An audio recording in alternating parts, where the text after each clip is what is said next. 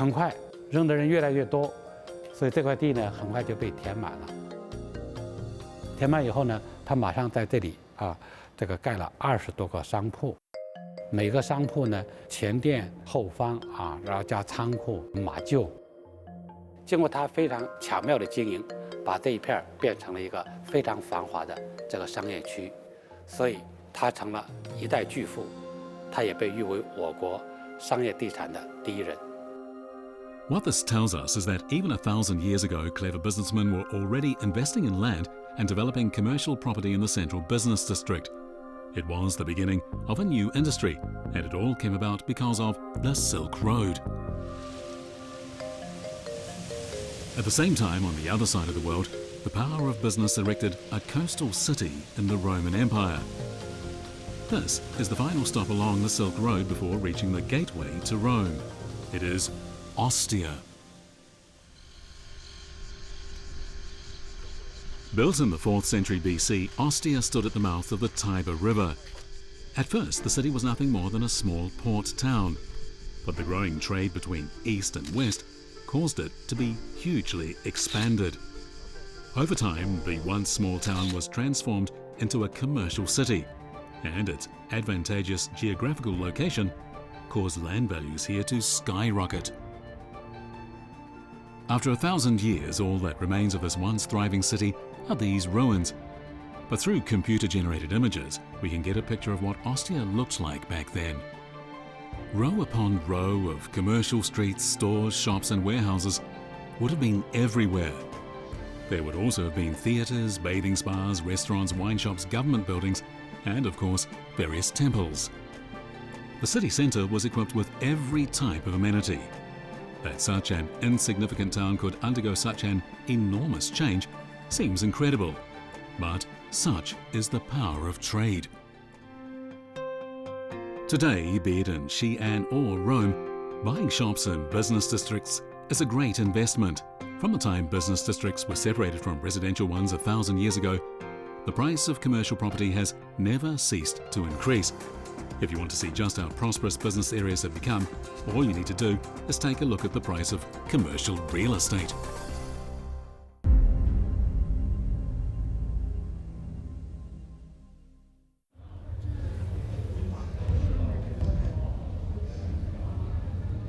This is 丝绸之路上的一个湖商，从他面部的惊恐的表情来看，好像遇到了紧急情况，也许是土匪的袭击，也许是沙尘暴的到来。It could be that he's caught in a sandstorm. Whatever the case, there's no way of knowing if he managed to head off the danger. And sometimes when you travel the Silk Road, you do come across the bones of people who didn't make it across the desert. As the crow flies, Chang'an and Rome are about 8,000 kilometers apart. Today, you can cover this distance through a 10-hour flight, but 1,000 years ago, it would have taken you at least a year to travel that distance. Countless businessmen risked their lives on this route between Europe and Asia, but in doing so, they made a great contribution to the development of human civilization. Being a trader was by no means considered a great job, whether you were in Chang'an or Rome. In fact, in China's ranking of professions, businessmen came in last place, a long way after scholars and even farmers and artisans. However, the growth in trade between East and West enabled many hard-working businessmen to become wealthy, and as they made a valuable contribution to society, over time, they gained the respect of their countrymen.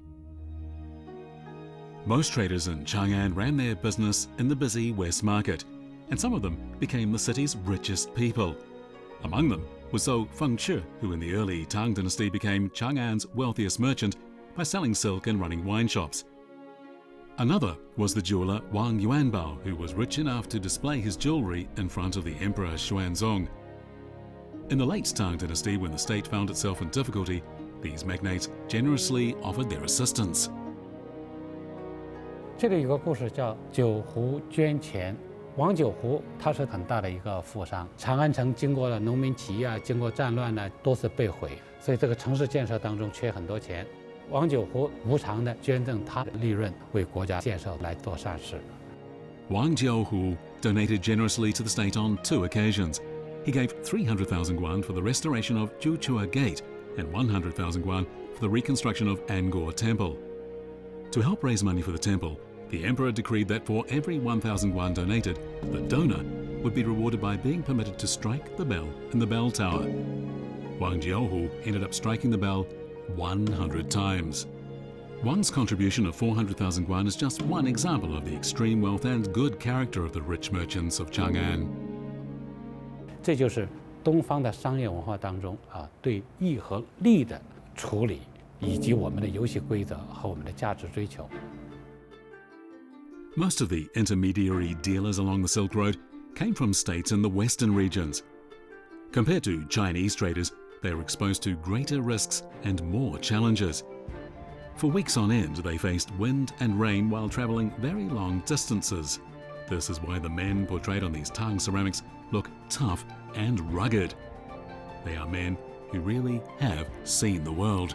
商人他必须上通天文，下通地理，还得懂人情世故。遇到紧急的情况的时候，他们必须要做出反应。It's interesting to note that many foreign traders didn't wish to return to their home countries. They'd gone to great lengths to establish their businesses in the West Market, and they were content to settle down in Chang'an. In fact, during the middle period of the Tang dynasty, literally thousands of foreign traders settled in the city. Before it became the center of Mediterranean trading, Rome relied on agriculture. But as the Silk Road developed, a wide range of business activities began to appear. Fearless and adventurous merchants from Rome travelled all the way to Sri Lanka, Vietnam and China, forming powerful alliances along both the land and maritime Silk Roads. Roman merchants attached great importance to integrity. The law of ancient Rome decreed that kindness and integrity were to form the cornerstone of business agreements. Anyone who committed fraud and ruined his reputation was banned from doing business. In the great Shakespearean play The Merchant of Venice, when a Venetian merchant defaults on a debt, the courts demand he repay the loan with a pound of his own flesh. It's a story that reflects the importance in Western countries of abiding by a contract of law. Of course, the Venetian merchant Chinese people are most familiar with is Marco Polo. Silk Road merchants were more than just businessmen. They were also adventurers. In their pursuit of fortune, they embarked on truly extraordinary journeys, and in doing so, they made major geographical discoveries. These bold individuals wrote a fascinating chapter in China's commercial history.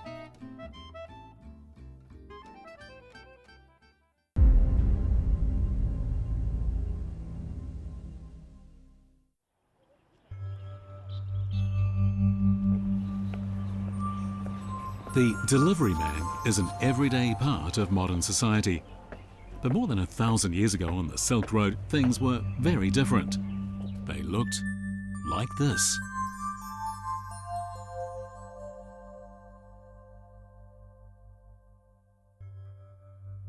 Back then, delivery men didn't get around by motorbike, they used camels.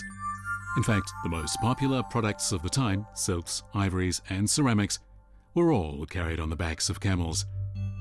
But the enormous quantity of goods being traded back then raises an interesting question. Is it really true that everything was transported by camel?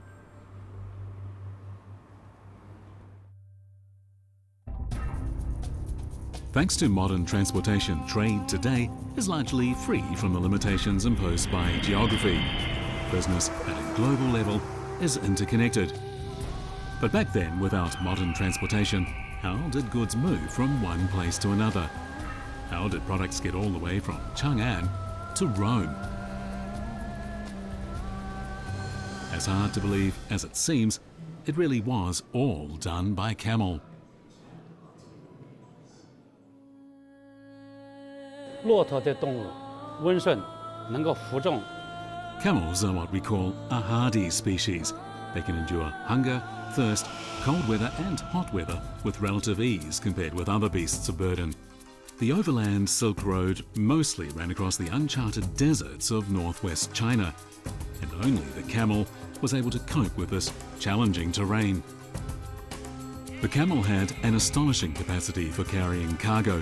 A camel could generally take on a load of around 200 kilograms, and as a train of camels numbered around 100 animals, this meant that a single shipment conveyed by camel caravan could come to around 20 tons of goods. Travelling at a speed of 60 to 70 kilometres per day, it took several months or even as much as a year for a caravan to reach its destination. But slow as they were, camels were an eminently reliable means of transportation. 1,000 years ago, camels were the sole means of transport on the Silk Road. This is why they earned the nickname Ship of the Desert. Goods being transported along the Silk Road were sold and resold along the way until they reached their destination. Caravans of camels travelled across deserts all the way to the Mediterranean coast, but for goods to make it all the way to the capital city of Rome, land transportation methods had to be replaced by maritime methods, and that of course meant ships. This famous museum displays Rome's state-of-the-art shipbuilding technologies.